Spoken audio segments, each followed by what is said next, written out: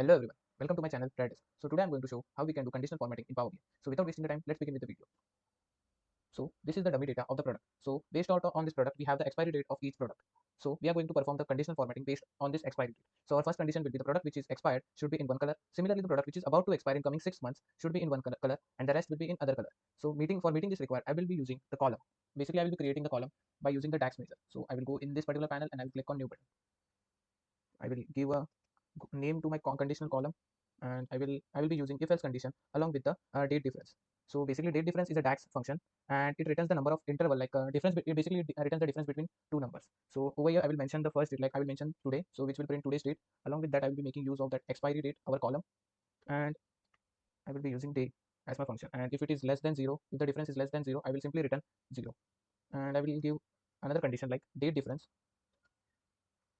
today expiry date, and over here I will simply mention the month, as our second condition is like if the month is if month is in 6 month.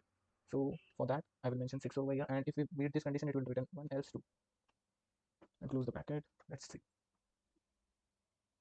Oh, it's throwing some error. Date difference today. Oh, we missed to mention the parenthesis over here. So you need to be very much careful while writing this tax measure. Let's see.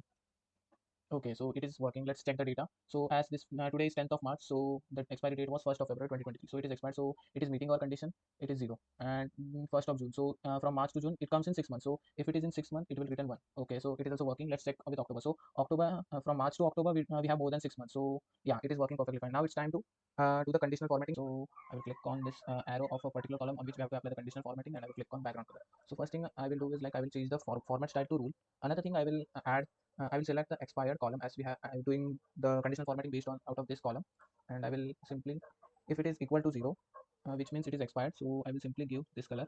I will add the new rule. If it is equal to 1, which means it is going to expire in coming month, I will give this color. And for the rest, which is equal to 2, it is okay, I'm giving this color. I will simply apply it.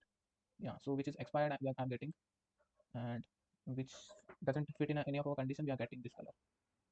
Yeah, and so which are going to expire in the coming month, we are getting this color. So it is working perfectly fine as per our expectation. So if you want, you can add similarly to all these columns in the similar manner by going over there and doing conditional formatting.